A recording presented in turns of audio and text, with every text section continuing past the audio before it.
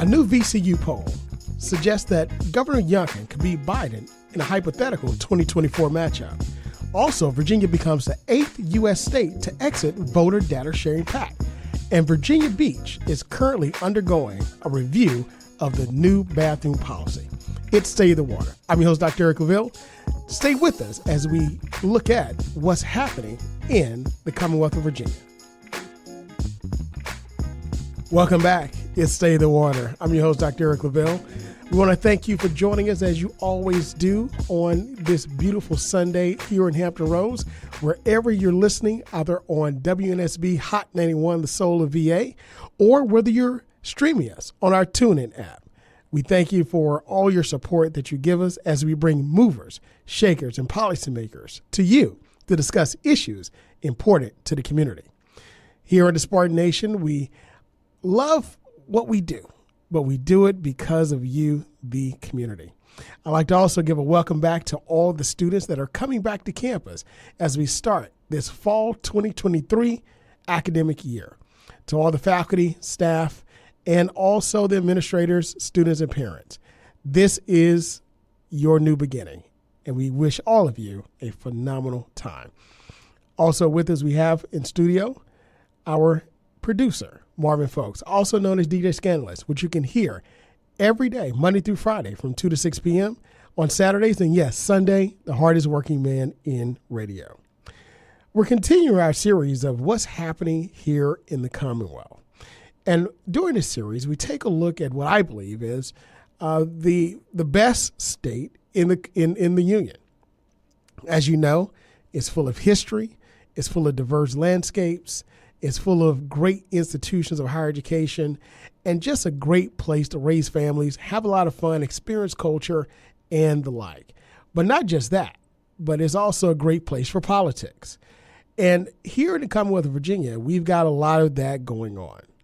And I want to first take a look at a few things that are happening that I think are very interesting, not just for the Commonwealth, but also impactful to the entire United States itself. According to The Hill, a recent poll from Virginia Commonwealth University, also known as the VCU, showed that current Virginia Governor Glenn Youngkin has a chance to win his home state if he were to run against President Biden in 2024.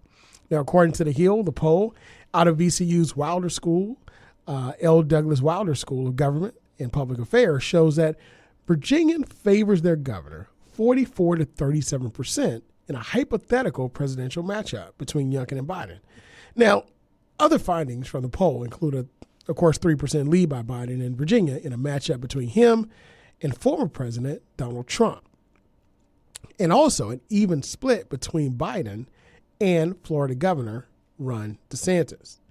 Now, of course, we know, and we've talked about this on the show, Governor Youngkin's name has been floated around, according to The Hill, as a possible GOP presidential candidate in the past, especially in the wake of the other Republican candidates finding it hard to take the lead in the race in front of former President Donald Trump.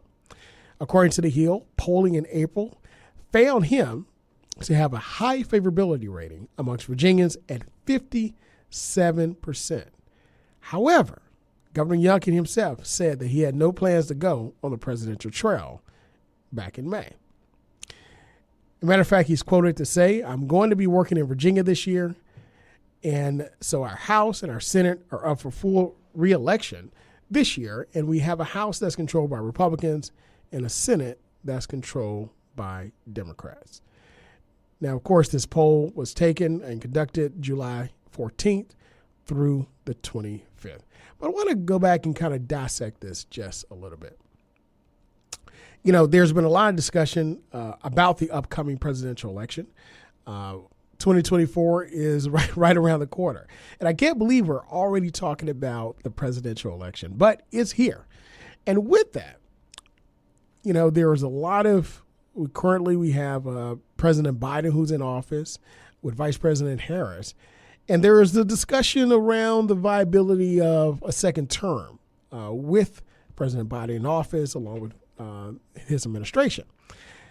And we're not going to delve into that too much. We're going to talk about that on another show because that's a very important aspect of what we're looking at as it relates to our next leader. And a lot of changes that are taking place, not just in the GOP, but also the Democratic Party. I know I did a show in the past where we talked about the different parties finding their identity. And I believe that the GOP is going through their revolution and also their evolution in order to get to an evolution. But I also believe that the Democrats were approaching an end of an era and getting ready to go through an internal conflict in order to evolve into who they want to be. But with that being the case, right now, we know that here in the GOP, former President Donald Trump has a sizable lead. And let's just say some people see it as insurmountable. As a matter of fact, Governor Ron DeSantis out of Florida, he's had an opportunity to pre-campaign for about 15 months. And when he launched, his campaign started, it seemed like it was like a rock. It literally started sinking uncontrollably. When it's sinking uncontrollably, it's, person started looking for an alternative. Now, keep in mind, you have about 7 or 8 other candidates that have thrown their hats in. Senator Tim Scott, the only African-American male senator in the Senate that's Republican. Of course, Senator Cory Booker is currently in the Senate as a Democrat, African-American male. But you also have former Vice President Mike Pence, who's, has a career in the public space. But none of these individuals have been able to garner any traction. It just hasn't happened. They're polling maybe 4 or 5%, 6% at the most, and they're not gaining any traction whatsoever. So many individuals are running from reports that we covered this before.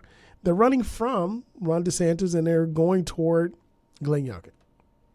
Just last week, he was in the Hamptons for a place for a fundraiser that was hosted on his behalf in order to have this discussion and for individuals on a national level to see him and engage him, and see him as a candidate. So I'm not surprised that this Virginia poll from VCU, from the L. Douglas Wilder School of Government and Public Affairs, I don't think it's too far off. I don't think it's far-fetched. As a matter of fact, here we also talked about how Governor Youngkin has a very high favorable rating in the Commonwealth. From all indicators, people are, satisfied with the job he's done, especially his supporters. Of course, you have detractors, especially those on the other side, and issues as it relates to, of course, we talk about the issues with schools and the education used as a platform in order to galvanize voters to the polls. So you have those that are not really for the governor and his actions and his policies that he's put forward and how he's dealing with certain things. But overall, according to this poll, it looks like if you put him against President Biden in 2024, 44 to 37% in a hypothetical presidential matchup between those two, he would actually win the state. That's very interesting because we think of Virginia, of course. When you think about the Commonwealth of Virginia, you think about 4 different regions, right? You've got Northern Virginia, which is really some people call it the suburbs of Washington, D.C. You've got Richmond, you've got Hampton Roads, and then you've got everything west of Richmond. And, of course, you have different pockets. You have Charlottesville, you have Roanoke, you have Blacksburg, you have all these different little pockets in those 4, what I call 4 regions. And with that, there were very distinct regions and very distinct voting patterns and the very distinct history of those areas and the people who have moved there and settled there and how it all comes together. But with that, it still shows that Governor Glenn Youngkin will garner a majority of the vote for his state. Now, of course, As he said, he's working in this job. He's working so that he can finish the job here. And we know that 2023, this year, is very important for the Commonwealth of Virginia because every single seat in the legislature is up for re-election. So all 140 seats. So with that being the case, what will happen? And I think the elephant in the room is the special counsel, Jack Smith, and what happens in the January 6th trial for obstruction of justice and the conspiracy charges in which former President Trump was indicted for. In the event he's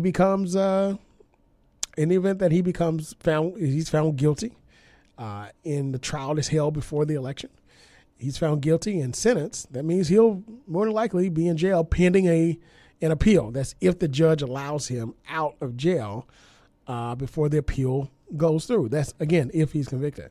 So the question becomes, will the party galvanize around a candidate that is jailbound? Will they galvanize or will they want a new candidate? So I think all that plays a part. But I think it's very fascinating as we take a look at what is transpiring and how this is becoming a major story for us here in the Commonwealth. Can you imagine someone new to politics comes in, beats an experienced public policy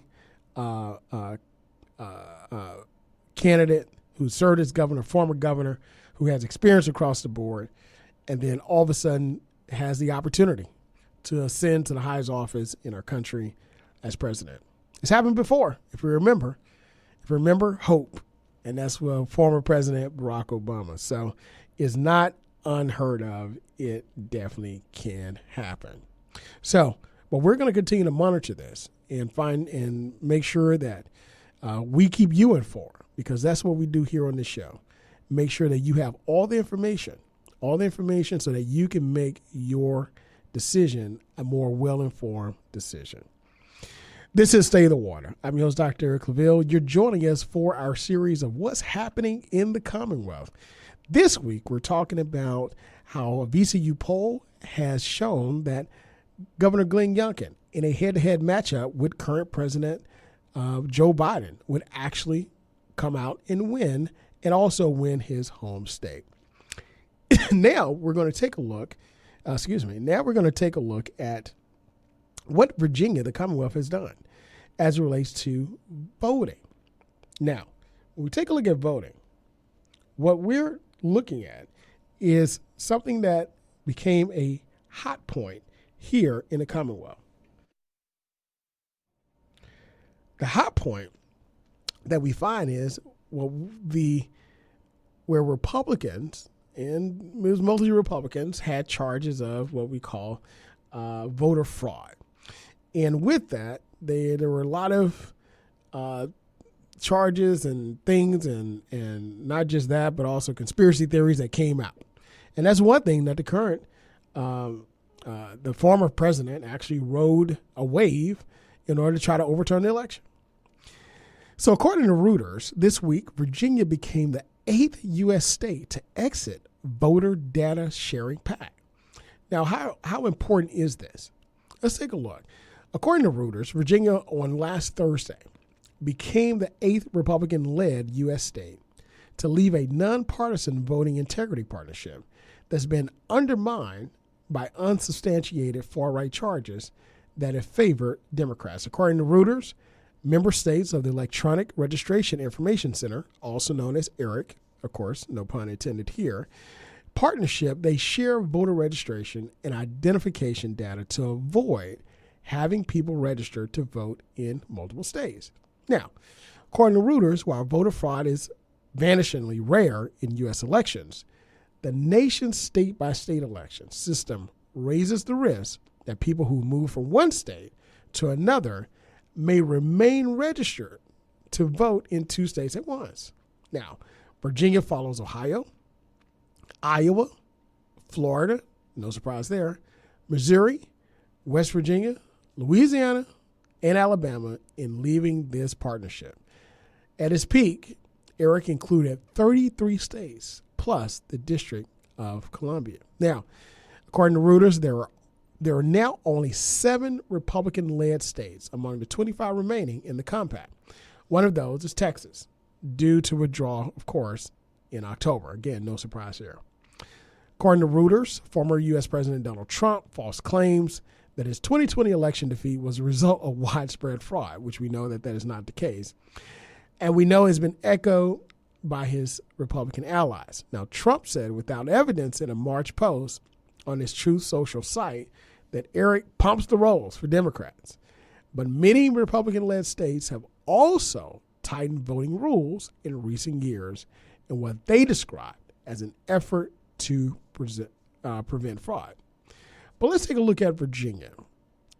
According to Reuters, Virginia Commissioner of Elections, Susan Beals, said in a May letter seen by Reuters that uncertain costs resulting from the exit of minus 20% of Eric members were one of the state's reasons for leaving. Now, Beals, an appointee of Republican Virginia Governor Glenn Youngkin, said Eric's mandate has expanded beyond his original intent of improving the accuracy of voter rolls. Now, Eric's executive director, Shane Hamlin, also said that Virginia withdrawal, which takes place effective Wednesday, said that they'll continue to work on behalf of remaining member states in improving the accuracy of America's voter rolls and increasing access. And that's key. That is key.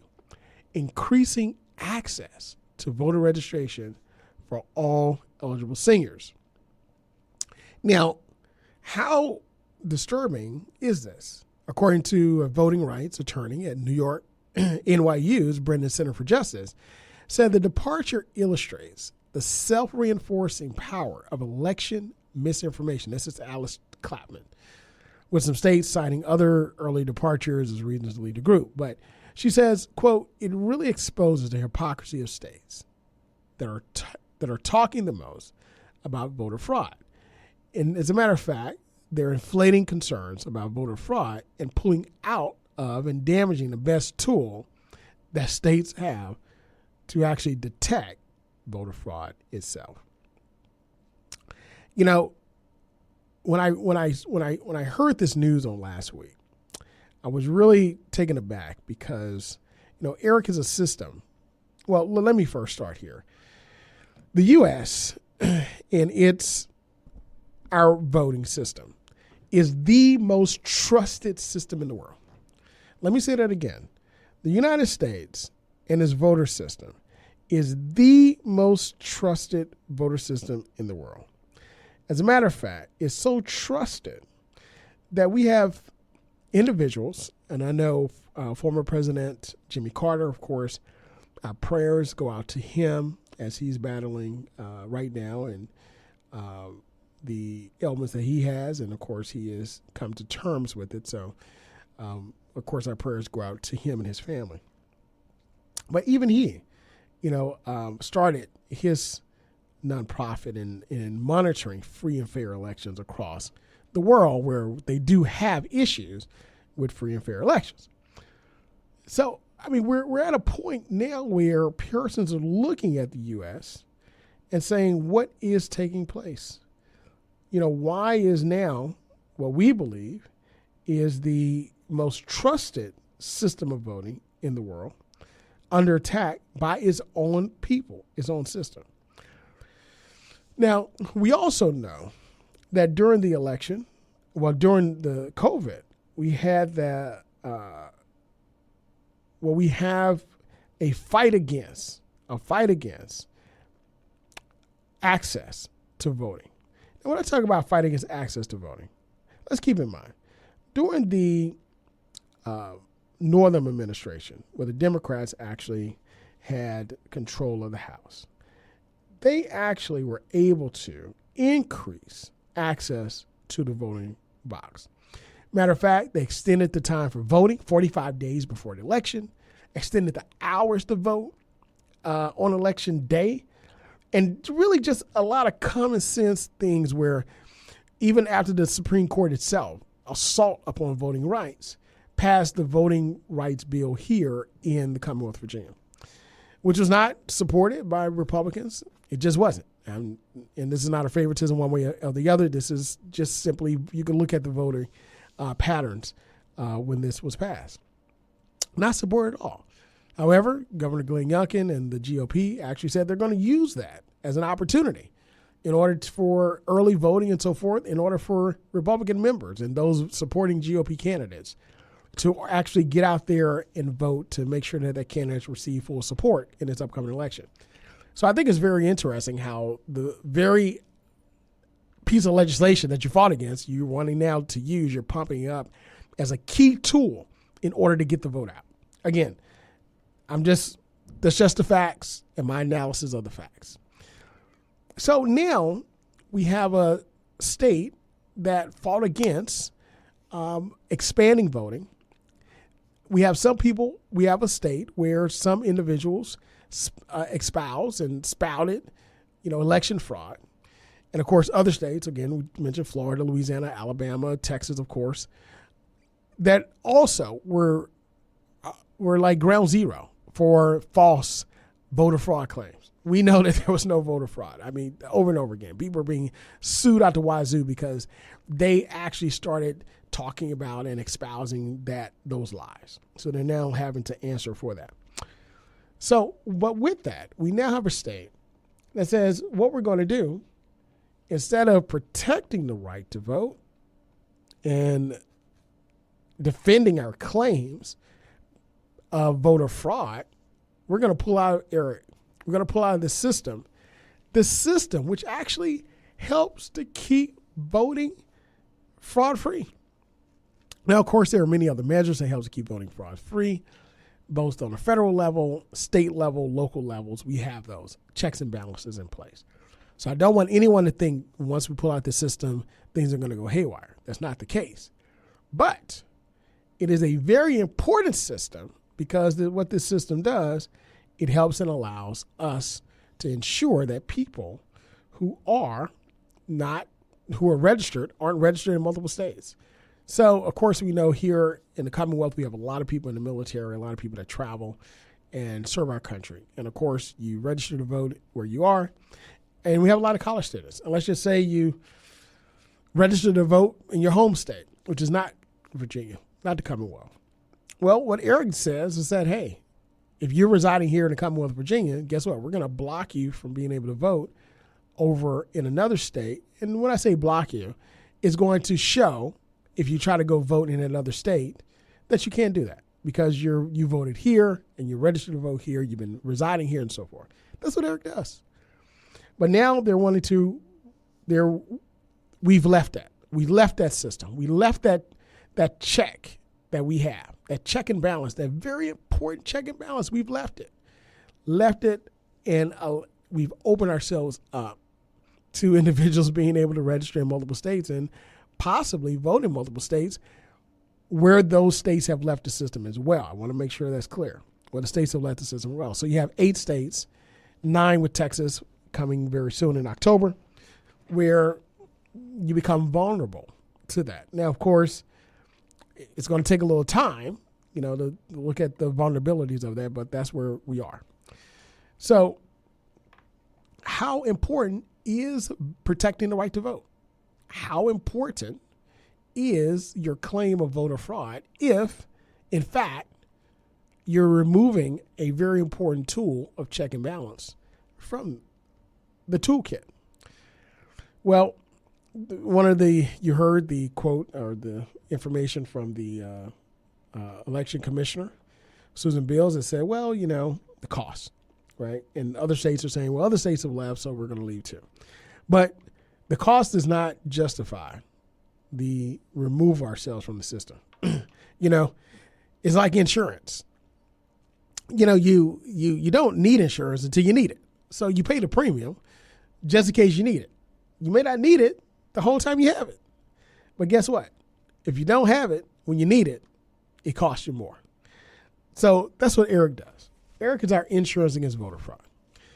Now, of course, we haven't needed it in a while, and we may not need it every day.